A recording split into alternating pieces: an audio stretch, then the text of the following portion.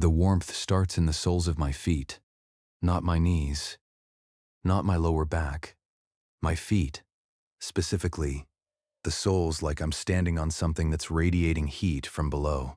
I'm sitting in this chair right now, in my kitchen in Duluth, and I can feel it. A slow, dry heat coming up through the linoleum and through the floor and into my feet, like there's a furnace running 2 stories down in the earth beneath the house. There isn't. I've had the crawl space checked 4 times. My daughter thinks it's poor circulation.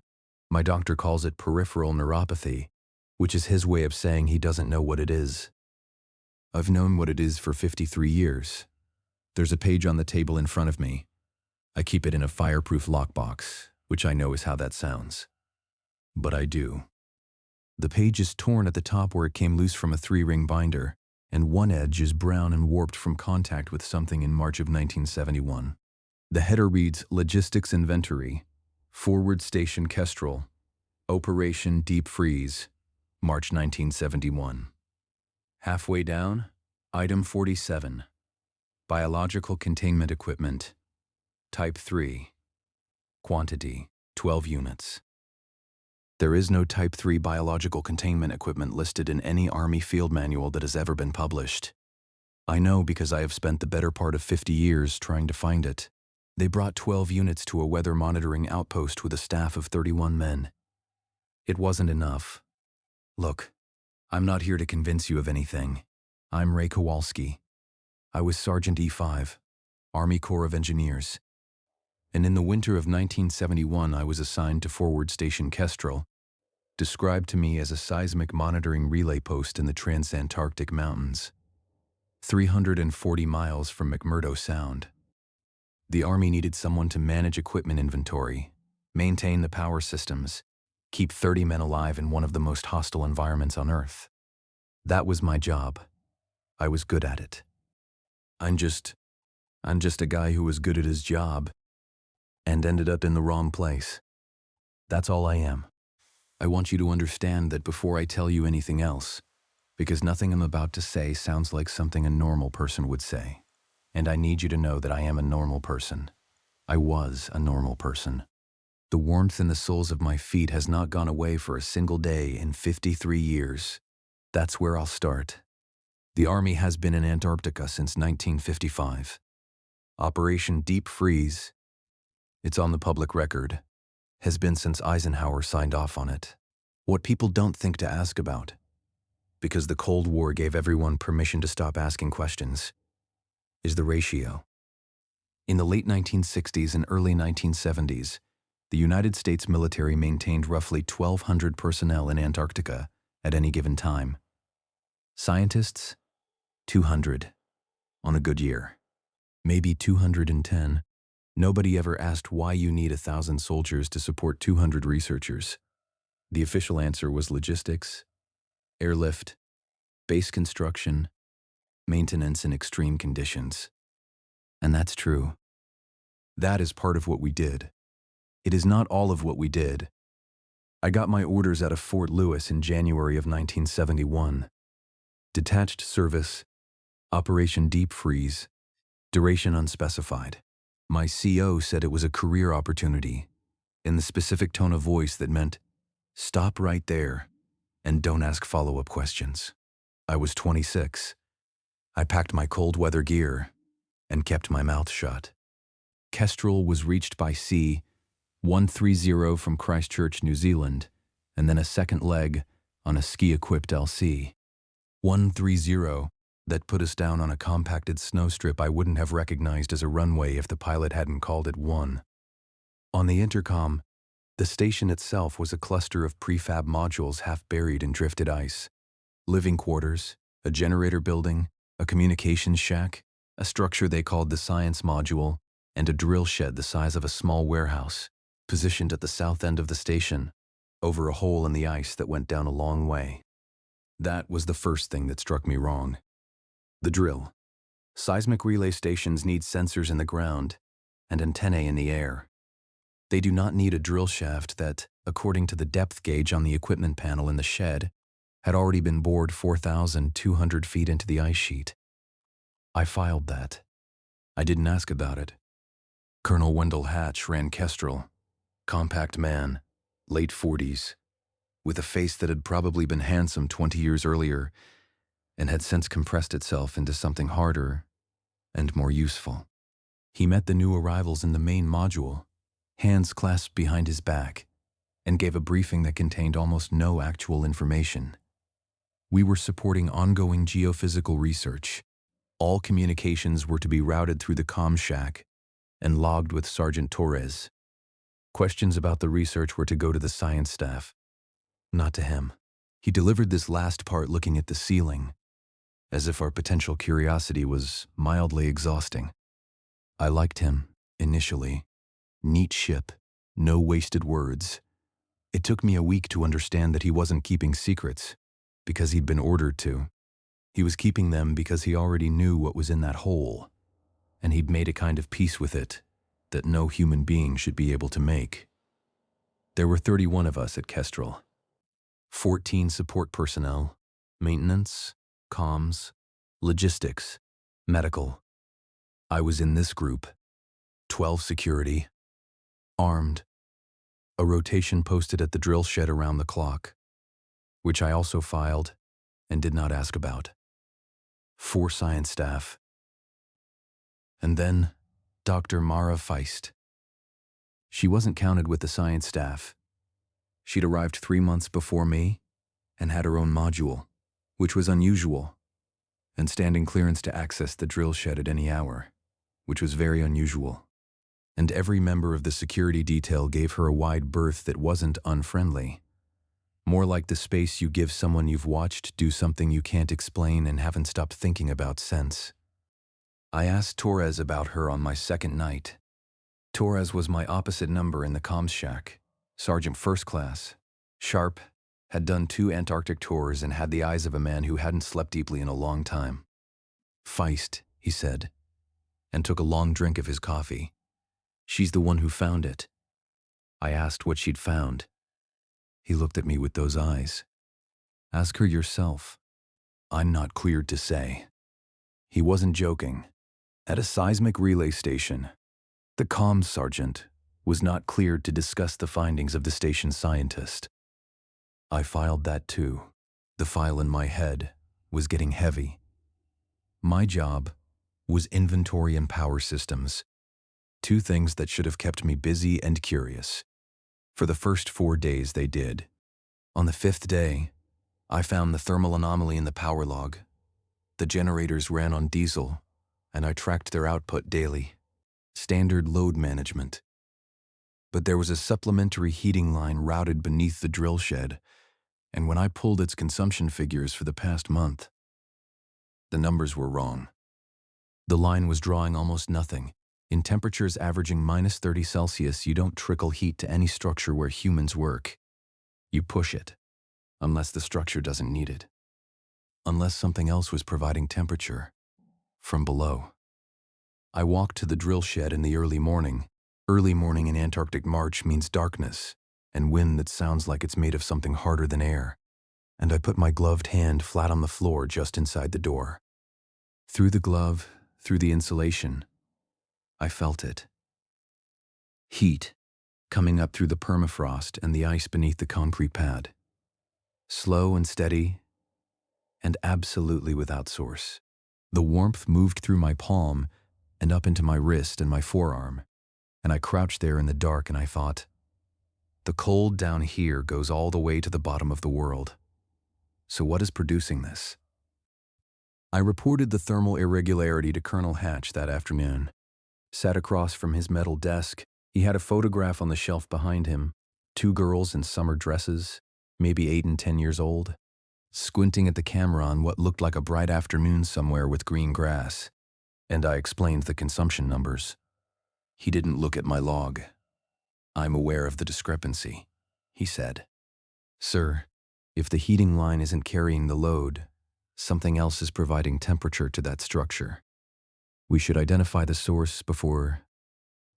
Kowalski. He said my name the way you set something heavy on a table. Is the power plant functioning within normal parameters otherwise? Dismissed. I left, and this time I didn't file it. This time it stayed right behind my eyes, warm, and didn't move.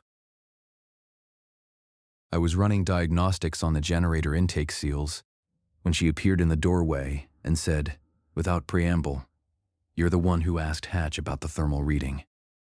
I said I was. She leaned against the doorframe and looked at me for a moment. Dr. Mara Feist was 34 years old, and she looked like she'd been awake for most of those years. She had a specific kind of tiredness around her eyes that wasn't sleeplessness. It was the tiredness of someone who has been right about something important for a long time and told just as consistently that she was wrong. "Come to the science module tonight," she said, after Torres's shift. "Bring your thermal logs." I went, because the heat was still in my hand. What she showed me that night changed the way I understood the ground under my feet. She had been at Kestrel for 3 months, and she had accumulated what she called a profile.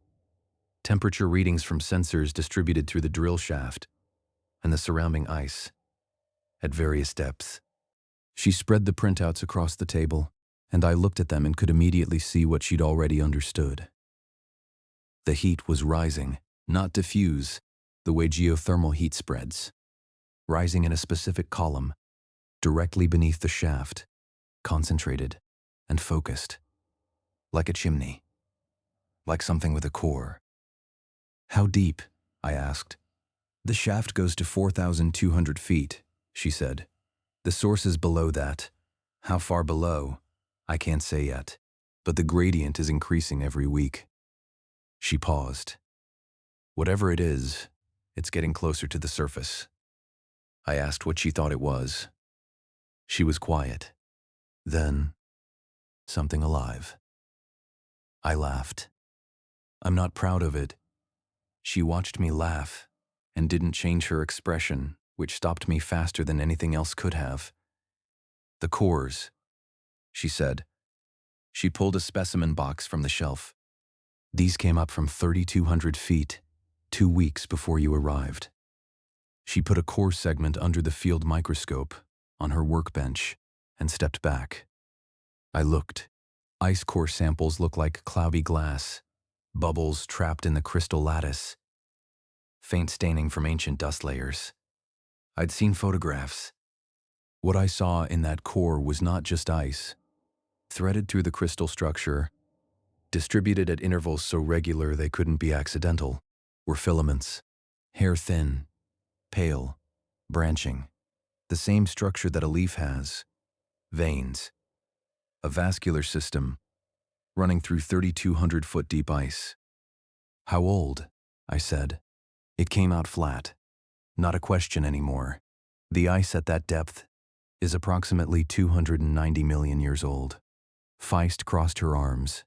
"Those filaments are not fossilized. That's the part Hatch won't hear. At that age, they should be carbon. Mineral replacement. Permineralized. They're not.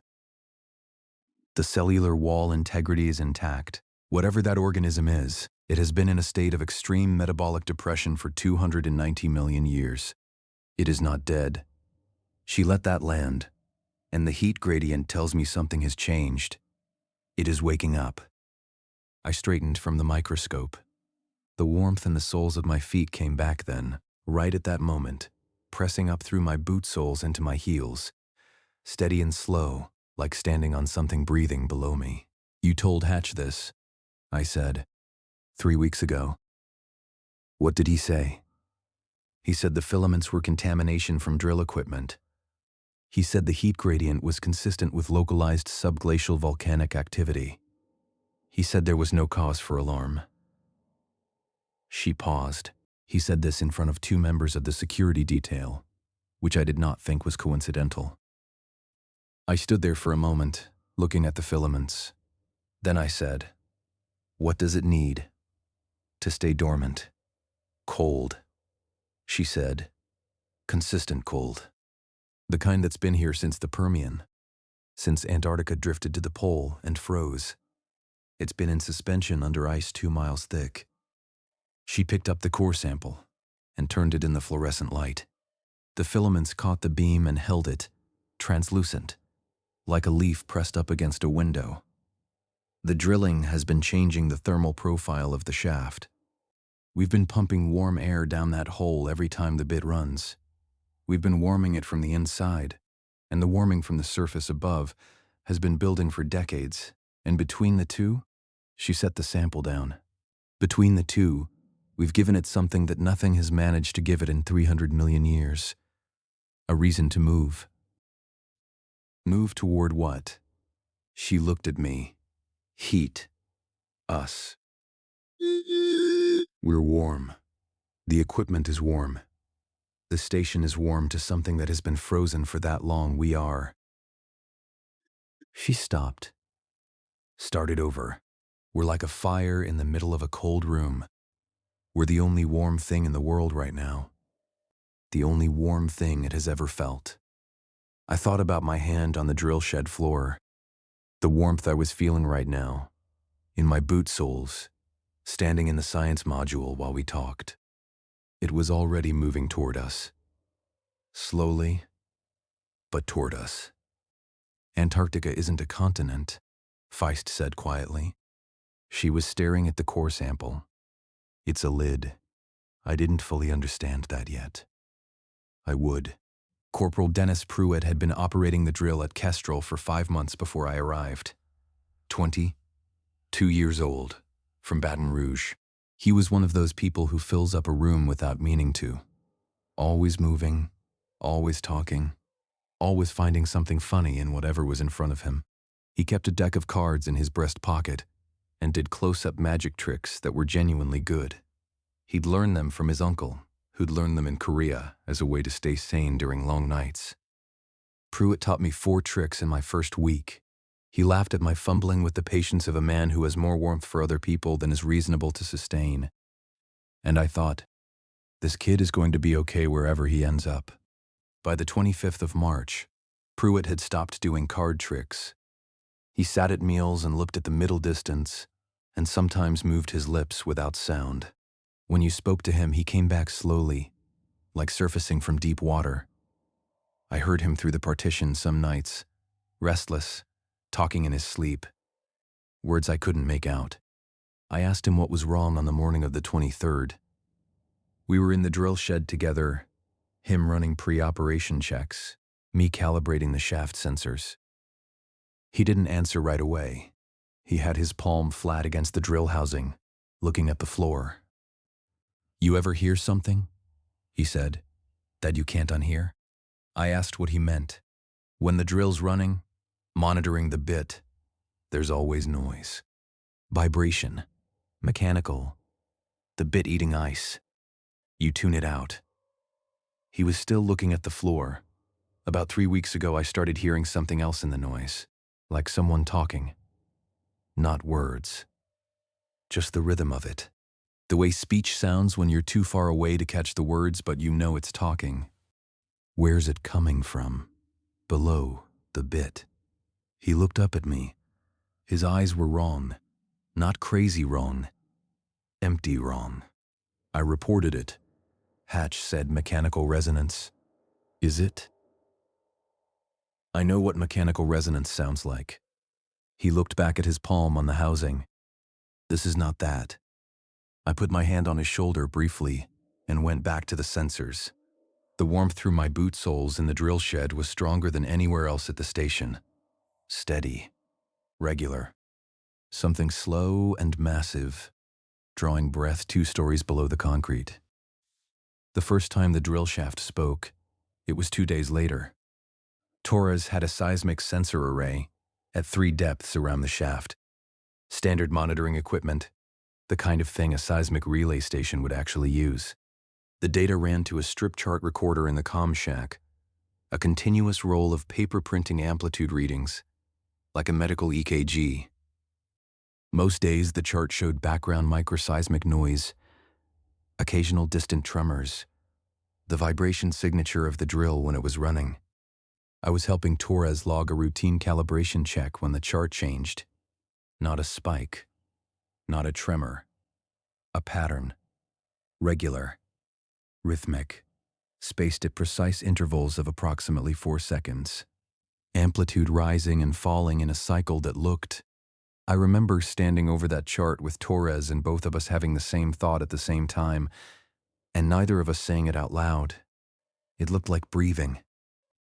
Equipment resonance, Torres said. He said it the way you say something when you need to say something, and you don't have the real words. Equipment's not running, I said. Drill's been down for maintenance since yesterday morning. We looked at the chart. The pattern continued. 4 seconds apart. Rising, falling, regular as a clock. Log it and send it to Hatch, Torres said.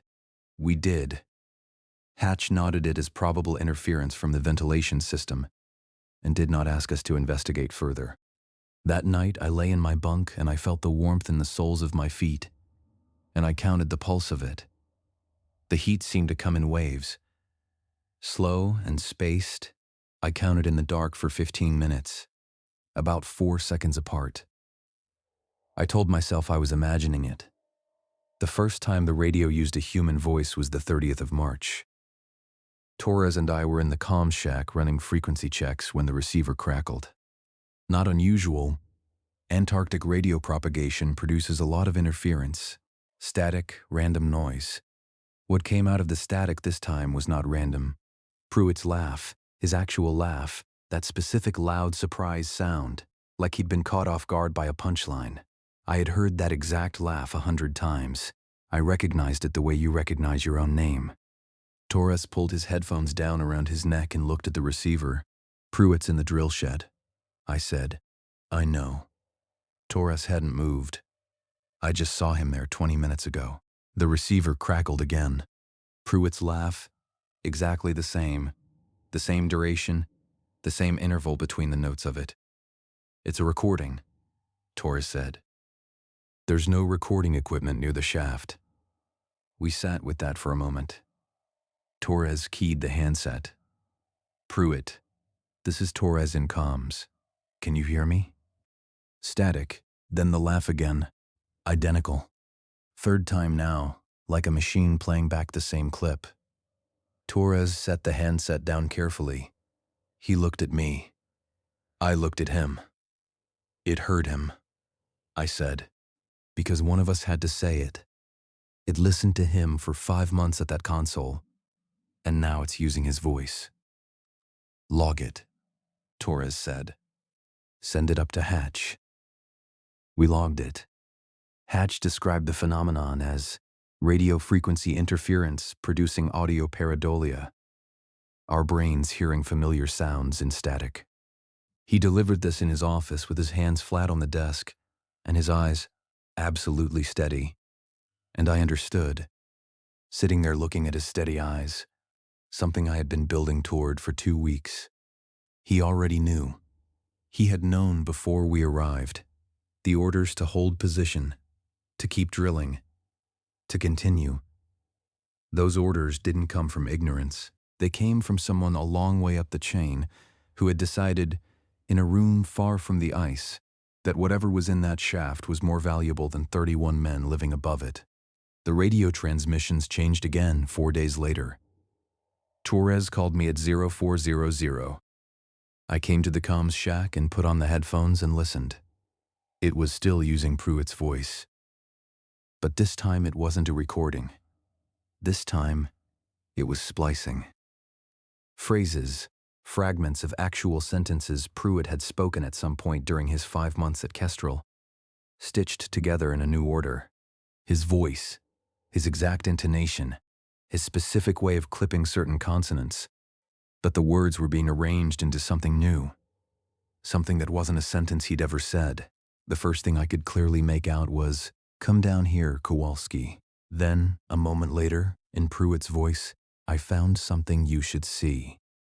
His face was the color of the inside of the module walls. That's not a recording of something, he said. I said. No, Torres said. It's building new sentences out of pieces of his voice. Yes. We sat there in the comms shack with the headphones on and listened to the organism practice speaking to us, in the voice of someone we knew and trusted. It was not good at it yet.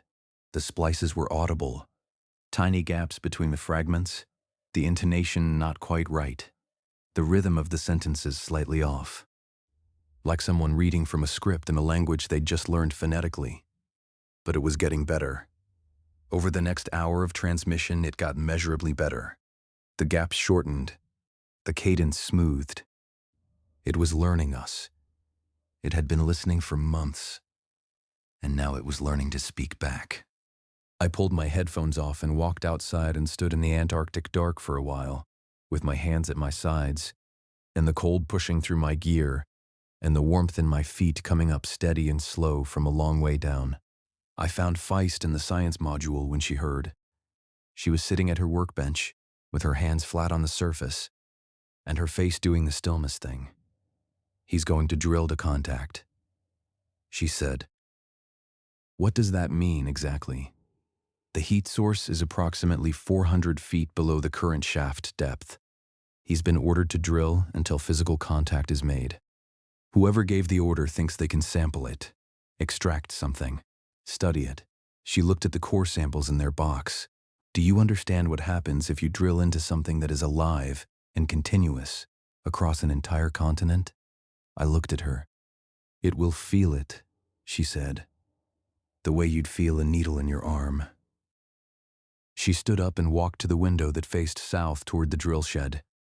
Outside, the Antarctic dark sat on everything and the generator lights made yellow pools on the ice. "The seismic readings from last night," she said.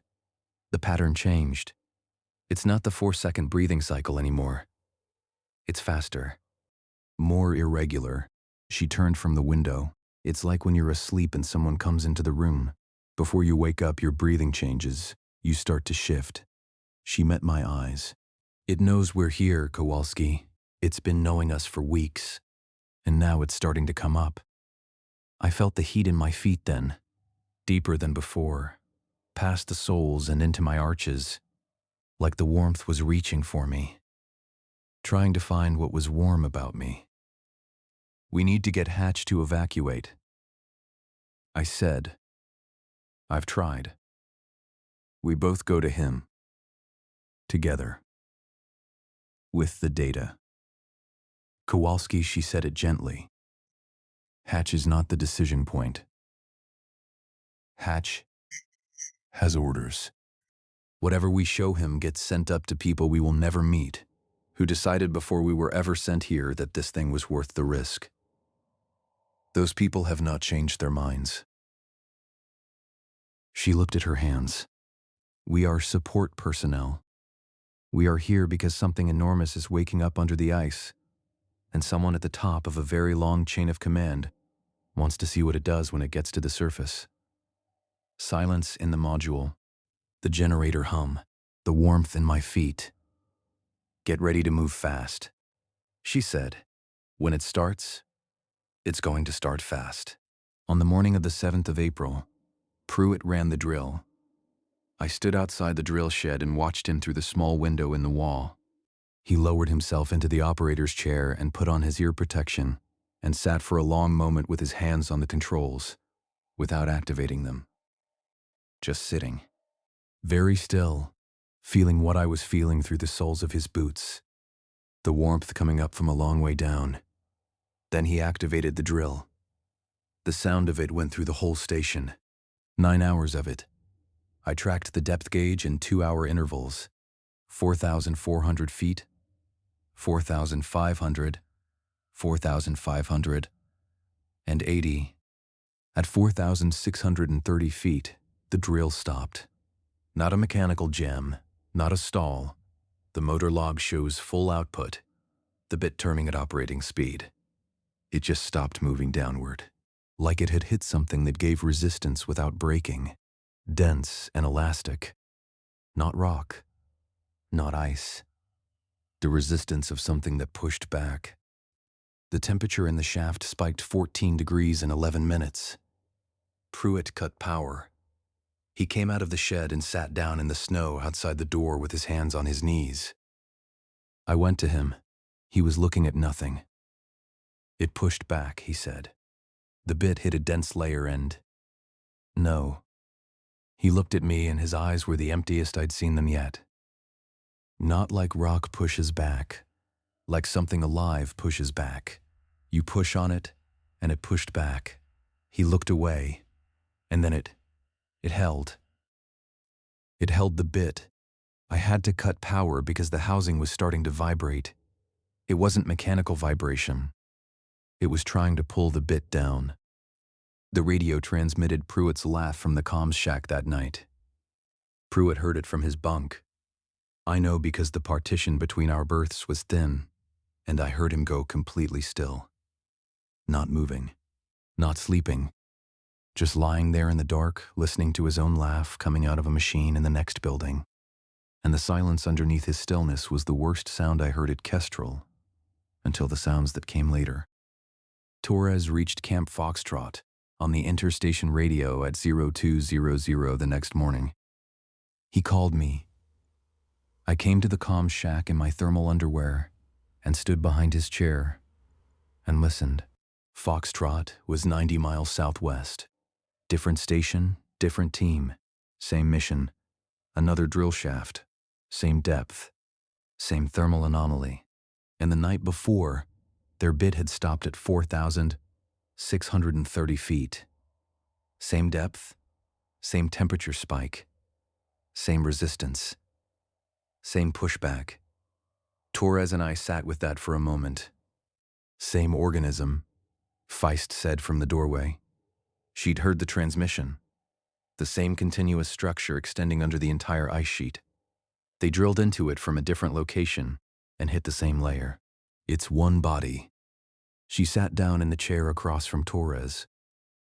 One continuous body under all of it.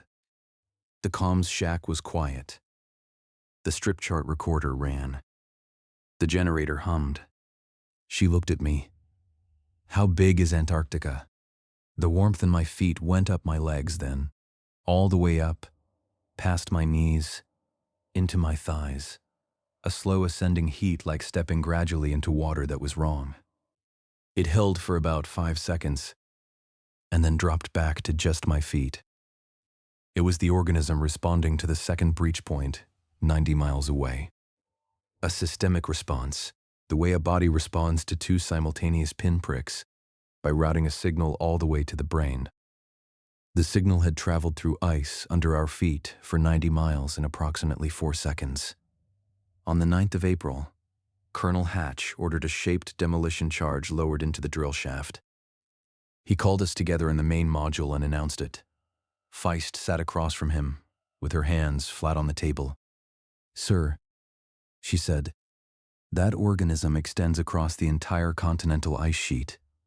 What you're describing is..." "The objective," Hatch said, "is to collapse the shaft and seal the thermal anomaly at its access point. Dr. Feist, I have my orders. You have orders to bomb a living organism the size of a continent. I have orders to address a geophysical anomaly presenting a threat to station integrity. It's not a geophysical anomaly." Her voice was completely flat. "I have put physical samples of it under a microscope and observed metabolic activity. It is alive. It is aware that we are here, and when you detonate an explosive in direct contact with its surface tissue, that will be all. Doctor." Feist looked at him for a long moment. Then she stood up and walked out. Pruitt lowered the charge on the winch line, following direct orders, doing his job, his face blank and careful. The charge went down at 1100 hours. The detonation registered on the seismic sensors at 1107. For 30 seconds, nothing. Then the floor moved. Not an earthquake, not the random lateral shake of tectonic adjustment. A single powerful directional pulse, upward, like something enormous had hit the underside of the ice from below. Every surface in Kestrel moved in unison. Coffee cups left tables. The strip chart recorder jumped off its bracket. The light fixtures swung. I was in the comm shack doorway, and the frame hit my shoulder hard enough to leave a bruise I'd be touching for 2 weeks. Then silence. Then the warmth in the floor stopped being background, and became something I could feel through my boots, like I was standing on a radiator. "Run," Feist said. She was right behind me.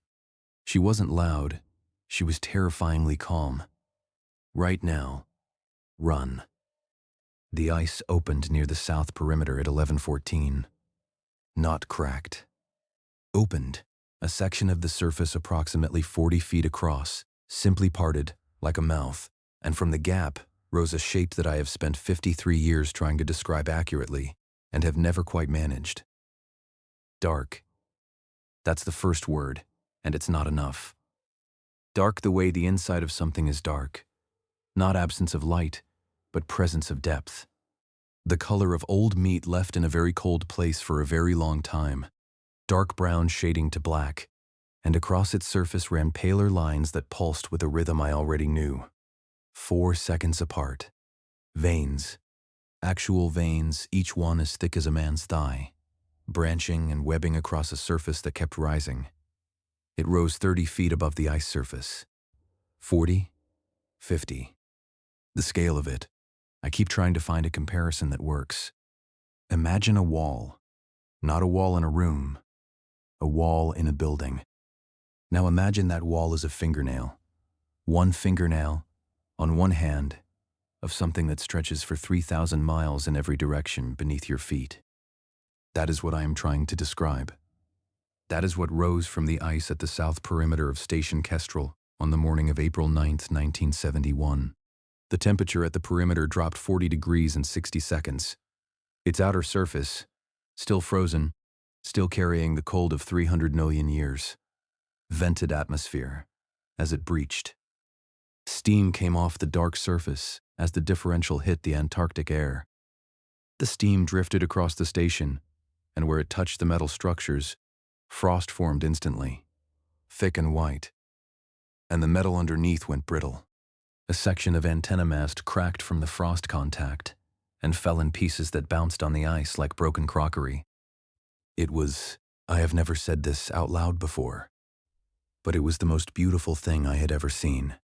I know how that sounds. I am telling you what I felt. Standing in the cold, looking up at something alive and vast and ancient, its veins pulsing, its surface steaming in the air.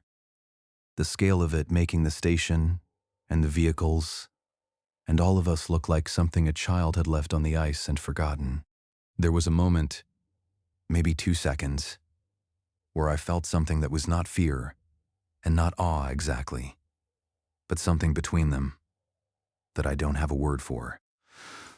The way you feel, looking up at something true, the thing that pushes the air out of your chest.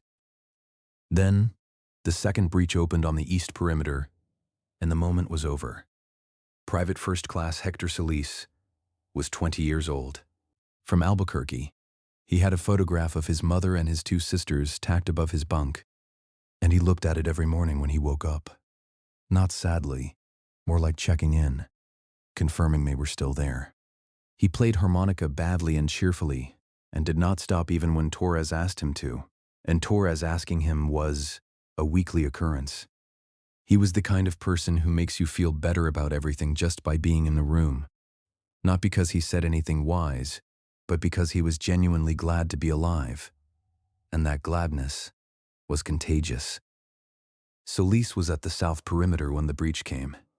He was on a supply run between the main module and the storage containers when it rose from the ice, and I watched from 50 yards away as he stopped walking and looked up at it, and his face went through something that no face should have to go through: the complete failure of every expression a person has ever learned. Because nothing in any human life prepares you for the thing your eyes are sending your brain. He was standing still when the ice under his feet opened. Not broke. Opened. The surface became permeable, became something like water, and Solis went into it to his knees, and then his waist and his arms were out like he was trying to catch himself on a surface that wasn't there. And he looked down at where he was disappearing into solid ice with an expression I couldn't look. I was already looking. I watched his arms in his face, and the ice sealing over him. Smooth, sealed, like water closing over a dropped stone.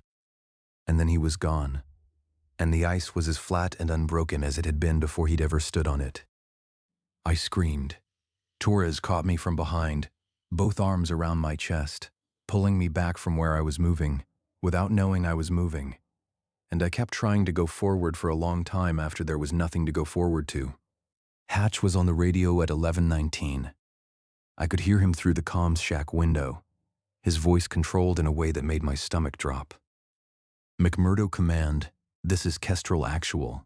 We have a critical structural event at the south and east perimeters. Requesting immediate airlift for 30 personnel. Over. Static. Then, Kestrel, this is McMurdo Command. We have Camp Foxtrot reporting the same conditions at their location. Can you confirm your position is secure for aircraft approach? Over. Foxtrot. 90 miles away. The organism had breached there at the same moment. Hatch said, negative on secure approach. Stand by. He didn't stand by. He walked out of the comms shack with his sidearm in his hand, and he went to the security detail, and he ordered them to fire on the eastern breach point. They opened fire, M14 rifles, the M60 mounted on the depot vehicle, 2 M72 LALO rockets from the security team. The weapons hit the dark surface of the organism and produced marks. Damage that looked like damage. Dark fluid discharged from the impact points. Black-red, steaming in the cold air, smelling like iron and something older than iron. An old earth smell, a smell like the inside of something that has been sealed for longer than animals have existed. The organism pulled back from the impacts. Not far, not fast, but it moved. It responds, Feist said at my elbow. She had her notebook. Fire hurts it. The heat from the rounds. The concussive. We need to move, I said. Wait. She was watching the breach. It pulled back 15 feet. It's holding. 8 seconds. Then it moved forward again. Faster than before. I saw Okafor die. Sergeant Kwame Okafor was the senior NCO of the security detail. 2 consecutive Antarctic tours. And he was the most competent person at Station Kestrel, by a fair margin. He ran the tightest equipment maintenance I've ever seen on any security team. He drank his coffee black. He had a wife and 2 children in Georgia, and he kept their last Christmas card on the inside of his locker door, always squared carefully. Level. He was directing the LAL team to a fallback position, doing his job, the right job, giving his people a fighting chance, when an appendage from the eastern breach completed its movement and made contact with his left shoulder.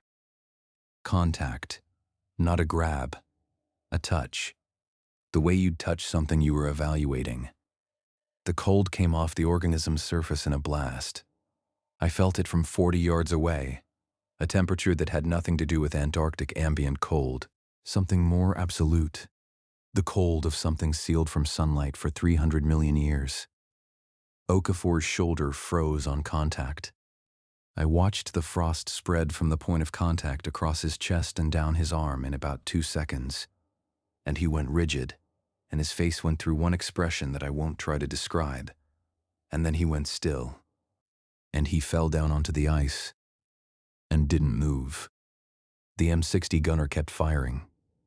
I don't blame him for a second. The fuel depot, Feist said. She grabbed my arm. The reserve tanks, the stored demo charges in the security locker. If we run a line from the reserve to the eastern approach, we ran. 11 minutes to set the improvised charge. 11 minutes of the organism expanding both breach points simultaneously. Of Hatch shouting into the radio. Of personnel loading vehicles and running between modules. Of the strip chart recorder in the comm shack, printing a pattern that had become pure noise. No longer the breathing cycle. Something faster and more agitated. The organism's pulse racing. Torres pulled the fuel line. I connected the det cord. We got clear and Torres triggered it. The reserve tanks went up and took 160 feet of the eastern approach with them. A column of diesel fire, orange and black, and the organism pulled back hard.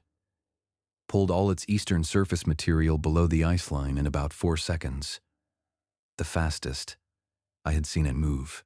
The surface where it had been was smooth, unmarked. Heat, Feist said. She was watching the breach points. It doesn't tolerate external heat. Its surface is still frozen from outside. The fire's working. For about 30 seconds, we thought that was the answer. Then, it adapted. The breach points reopened, but the surface that extruded was different this time.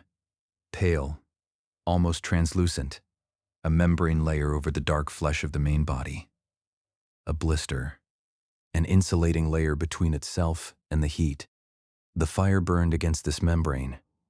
The membrane held. It had been burning for 30 seconds. It had watched what we did. It had grown skin. We need to leave, I said. Yes, Feist agreed. The radio in the comms shack broadcast Yuen's voice at 12:04. Jin Yuen was corporal, motor pool, 26 years old. From Sacramento. He had a mechanical precision about him that extended beyond his job. His bunk made tighter than anyone else's. His tools arranged by size in his kit. Everything he started, he finished. And nothing he started, he wasn't prepared to finish. He had an older brother who worked in aerospace, and Yuen sent money home from every paycheck toward his nephew's college fund. He mentioned this once, as a fact, without making anything of it. At 11:58, I had watched Yuen walk toward the south perimeter, instead of away from it. His arms at his sides, his head level. A man going somewhere specific with a purpose. Except there was nothing at the south perimeter anymore, except the organism and the sealed ice over Solis's body. I shouted. He didn't respond or turn. I had a vehicle to load, and 3 other things happening, and I lost him in the smoke and the noise. I have not forgiven myself for that. At 12:04, the comms shack receiver crackled. Torres answered on reflex. Kestrel, this is Yin. Do you copy? Torres, Yin, state your position. Are you injured? I'm warm. His voice was completely calm, clear, no distortion. I wanted you to know that. I know you're cold up there. I'm not cold anymore. Torres looked at me. I looked at Torres. Torres, careful. Yuen, respond with a position report. A pause of about 5 seconds. It's large, Yuen said. You'd want to know that. Much larger than what the samples showed. There are structures inside, from things it absorbed a long time ago. Things from before, I'm not sure if I'm seeing them or if it's showing them to me. The difference feels less important than it did an hour ago. Hatch had appeared in the doorway. He was listening. His face, for the first time since I'd arrived at Kestrel, his face was doing something it couldn't control, the muscles of his jaw moving. Torres, Corporal Yuen, I need you to report your physical location immediately. There's no pain. Yuen said, I need you to hear that specifically. I thought there would be. I thought that was what happened. There's no pain. It's warm. It's very warm. And there's no pain. And it's not like being in the dark. It's like being in something. Another pause. It's been alone for a very long time. I don't think it knows how to ask you to come. I think it only knows how to pull. But it's not trying to hurt you. It just doesn't understand why you keep running from it. And nobody in the comm shack spoke. Come inside, Yuen said. It's warm. The receiver went to static. Hatch walked away from the doorway. At 13:11, I was loading equipment into the last snowcat when I heard Yuen's voice from outside. Not from any radio. From the air. I looked up. At the south breach, rising from the translucent membrane surface of the organism, UN was visible from the waist up, suspended inside the pale outer layer, like a figure in very thick glass, his face turned toward us. His arms were at his sides. His expression was completely peaceful, not blank, not absent. Peaceful, like a man who has come to the end of something difficult and found what was on the other side. He spoke, not through any equipment. The organism vibrated its own surface, and Ewan's voice came from the ice itself. He said our names, all of us. One by one, he saved mine for last. He said it once, just the one time, and I will hear it in the specific way he said it, until the day I die. Then the membrane thickened, and he was gone, and the surface was just surface again. Hatch went to the ice at 1318. 3 snowcats, 11 surviving personnel, Feist in the passenger seat of mine. Staged to move north, Hatch was standing between the vehicles and the south perimeter breach, and he was not getting into any vehicle. Torres, on the radio, Colonel, Sir, we are staged and ready to move. Hatch, on the radio, drive north. That's an order. Torres, Sir, we need you in a vehicle. I said drive north. Torres, that's a direct order. Execute. Hatch was walking toward the south breach, steady pace. Hands at his sides, no weapon visible. Walking like a man crossing a parking lot towards something he has already decided he is going to do. I opened the door. Torres pulled me back. He's ordering you north, Torres said. We can't. He knew. Torres's voice was very quiet and very hard. He has known for months what was in that shaft. He was ordered to hold position, and he held it. He was ordered to drill to contact, and he drilled. The people who gave him those orders decided a long time ago that this thing was worth whatever it cost. We were the whatever. He held my arm. Drive north, Kowalski. I drove north. In the rearview mirror, I watched Hatch stop at the edge of the south breach point. He stood there for a moment, just stood, looking up at the organism, at the dark-veined mass of it, 3 stories above him, its translucent membrane surface, moving with something slow and patient that was the opposite of stillness. Something that had been waiting for a very long time and had learned over 300 million years that everything that needed to happen eventually happened. He took his sidearm out and set it on the ice, carefully, like setting down something he'd been carrying that he no longer needed. An appendage came down, slow, not aggressive, the way you'd reach for something you'd been watching for a while and had decided finally to pick up. It came down and wrapped around Hatch's torso from behind, gently, the way you'd pick something up that you didn't want to damage. And it lifted him. He didn't struggle. His arms hung at his sides. The appendage lifted him off the ice and held him at about 15 feet, face toward the organism, and I had the rear-view mirror, and I was moving away, and the light was wrong, but I saw his face. He looked relieved, not happy, not afraid.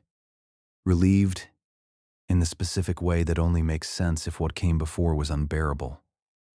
Like a man who has been carrying something that was too heavy for far too long and has finally been allowed to set it down. The organism drew him into itself. The membrane closed over the place where he'd been. I faced forward. I drove. The convoy took 12 hours to reach the McMurdo staging point. We were not alone for any of it. The shapes tracked us subsurface from the first mile. You could see the ice deforming ahead of them. Low, moving ridges, parallel to our route, at about 40 yards on each side. The surface rippling the way thin spring ice ripples when something passes below it. Except, this was the main ice shelf, hundreds of feet thick. The organism was moving through it like the ice wasn't there, like the ice was nothing to it, like it had been moving through ice since before ice was called ice. At hour 2, the radio in Vehicle 2 picked up a new transmission. Not Okafor's breathing this time, not Pruitt's laugh. A woman's voice that none of us recognized, speaking in a language Torres thought might be Russian, clear and calm and repeating. We never got a translation. Torres thought it might have been someone from Foxtrot, who'd been absorbed before the station went dark. We didn't know who at Foxtrot spoke Russian. We didn't know a lot of things. At hour 4, the radio broadcast, Okafor's breathing, not words, just breath, steady, slightly raspy, his specific pattern of it. Anyone who'd been in a small station with the man for weeks knows his breathing. That was Okafor's. We listened to it for 20 minutes.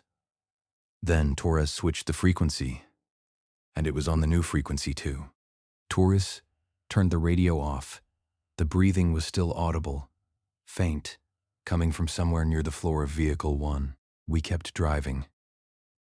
At hour 6, Camp Foxtrot went dark. Torres had been trying the Foxtrot frequency every 30 minutes throughout the drive. At hour 6, they were simply not there. Not static. Not degraded signal. Just absent. Like someone had turned them off at the source. We didn't talk about what that meant. We didn't have to. At hour 8, 3 of the subsurface shapes converged ahead of us. The ice in front of the lead vehicle deformed upward. A hump. Like a wave moving under a carpet. And the lead vehicle hit it, and went briefly airborne, and came down hard and kept moving, and the hump subsided as we passed over it. The organism was testing us, probing the vehicles, the weight of them, the heat of the engines, learning what we were. 2 minutes later it did it again, the same shape under the same vehicle, and the driver floored it, and we drove over the hump, and kept going. At hour 9, the temperature dropped. Not weather. The sky had been clear since hour 3. It dropped because something very large was venting cold atmosphere in our direction, the deep cold of its unthawed interior core. And -40 became -60 in 40 minutes, and the engine on Vehicle 3 began to struggle. The instrument panel showed temperature warnings, and then the engine seized. We stopped. 11 people, 3 vehicles, 60 miles from McMurdo, and the shapes were holding position 40 yards on each side in the ice, waiting. We transferred everyone to the remaining 2 snowcats in 8 minutes, left Vehicle 3 on the ice with everything in it we couldn't carry. Within 10 minutes of us pulling away, it was encased in frost thick enough to change its silhouette. Within 20 minutes, I couldn't distinguish it from the ice shelf behind it. The shape stayed with us the whole time after that. Never approaching, never retreating. Present, the way something might escort you to a door and watch you go through it. At hour 12, we reached open salt water at the southern edge of McMurdo Sound. The moraine, exposed rock at the ice shelf's margin where it meets the sea. I stepped out of the snowcat. I walked to the edge of the ice, and I stepped onto the rock. The warmth in the soles of my feet cut off like someone had thrown a switch. One moment it was there, that slow, deep heat that had been in my feet for 3 weeks, steady and present and wrong. And then I was on the rock, and it was simply gone. My feet were cold. Just cold. The regular cold of standing in Antarctica in April. The hum I'd been hearing underneath every mechanical sound for days, the 4-second rhythm that I'd been counting without knowing I was counting it. Gone. Silence where it had been. The overcast sky broke. A strip of blue opened up to the north. Actual blue. Actual light. And it came down on the rock and on my face and on the hands I'd put up to block it before I realized what I was doing. I stood there with the light on my face. I cried. I don't know why. I just could not stop. The man next to me, one of the security detail, I don't remember which, put his hand on my shoulder for a moment and then took it away. And we both just stood there on the rock, with the light on us, and the blue above us, and the ice behind us. And the ice was still. and quiet, and did not follow. The men in suits arrived at McMurdo on the 14th of April. 2 of them, clean clothes that were wrong for the environment, pressed in a way that nothing in Antarctica stays pressed. 1 did all the talking. Average height, gray suit, gray hair, no name offered. He sat across from me in a room with no windows and a metal table between us, and he set a manila folder on the table. Station Kestrel, he said, experienced a catastrophic structural failure on the 9th of April due to unstable subglacial geothermal conditions, ice shelf compromise, methane venting event. He said it like he was reading from a page he had memorized and was now simply voicing. The deaths of Sergeant Okafor and Private Solis are attributed to the structural collapse. Corporal Ewan and Colonel Hatch are listed as missing, also attributed to structural collapse. I looked at the folder. Corporal Pruitt is currently being evaluated for psychological support services related to operational stress. He will be assigned to stateside duties upon discharge. Pruitt is alive, I said. Yes. Can I see him? The man in the gray suit looked at me with complete steadiness. Corporal Pruitt is receiving support services, he said. His location is part of that process. What about Foxtrot? Camp Foxtrot went. Unrelated incident. There were people at Foxtrot. 9 people. Are they? Unrelated incident, he said again, in exactly the same voice, at exactly the same volume. Like a recording. I looked at the man. He looked back. His face was the blankest face I have ever seen on a living person. Not hostile, not cold, not anything. Just a surface that things could not penetrate. He opened the folder and pushed a form across the table. Not a short form. You'll read it, he said. The substance of it is that you affirm the above account and agree that all information pertaining to Forward Station Kestrel and its activities is classified. I looked at the form. I signed it.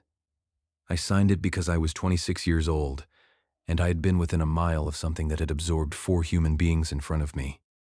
And I had watched a man lifted into the sky by something that should not exist.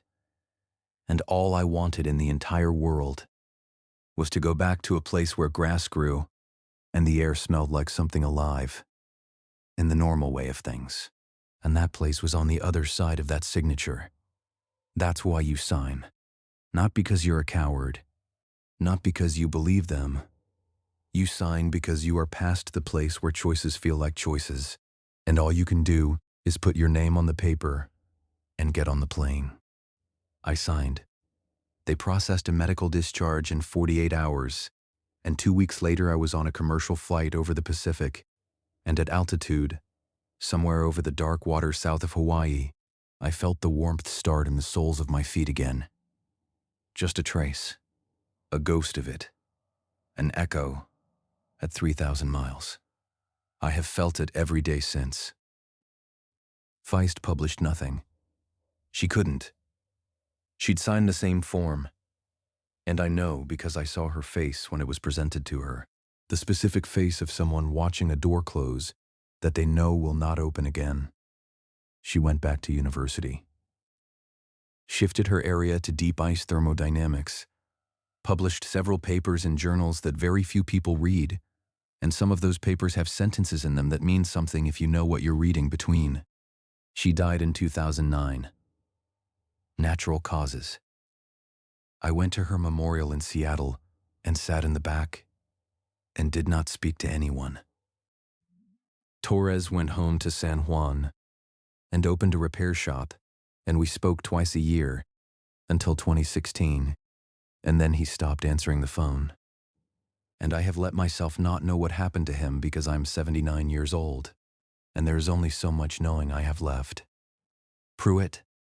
I looked for Pruitt for years. There is no record of Dennis Pruitt after Station Kestrel. Not military, not civilian, not public records, not anything. His mother in Baton Rouge received a letter of condolence and a flag. and was told her son was missing in Antarctica. I know because I called her in 1978. She asked me if I knew anything more. I said I was sorry. I hung up. I have thought about that call every year since. The member of the security detail I tracked down was in a VA facility in Phoenix. I drove down in 1983 and found him in the common room and sat across from him and asked how he was doing.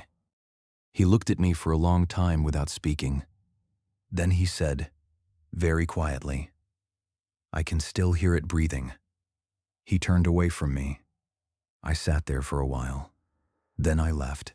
The Antarctic Treaty was signed in 1959. You know it. The agreement making Antarctica a zone of peaceful scientific cooperation. No military activities. No territorial claims. No weapons testing. The Soviet Union and the United States, at the height of the Cold War, when they could not agree on anything from missile counts to the rules of Olympic basketball, sat down and agreed absolutely on Antarctica. No argument worth mentioning. No extended negotiation. Done. Think about that. Nations with nuclear weapons pointed at each other stopped and agreed, together, to cooperate on one specific piece of the planet. And then, in every single year after, both of them, all of them, Russia and America and Britain and Australia and a dozen more, violated that agreement by maintaining military operations under the cover of logistical support. All of them, simultaneously running military personnel in numbers far exceeding any research justification.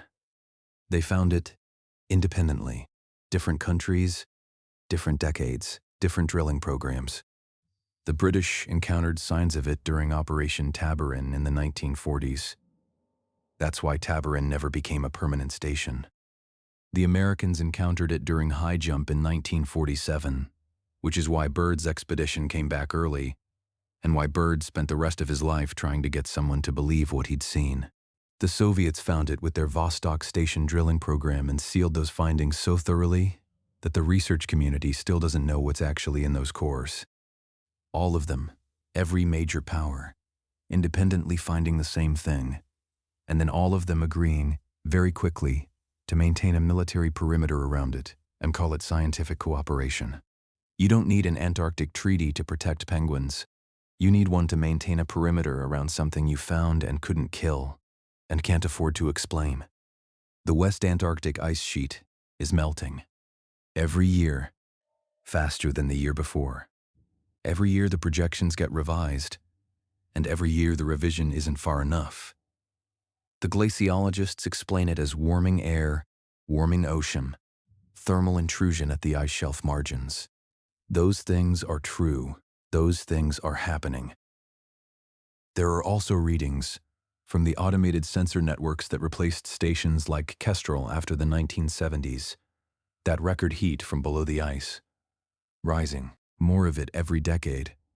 These readings exist in publicly accessible research databases. If you know the search terms, the language in the papers that describe them is careful and dry and measured, and they are never cited by anyone on television talking about sea levels. Something is waking up beneath the ice. It has been waking up since we drilled into it in 1971, or since we drilled into it all the other times before and after that.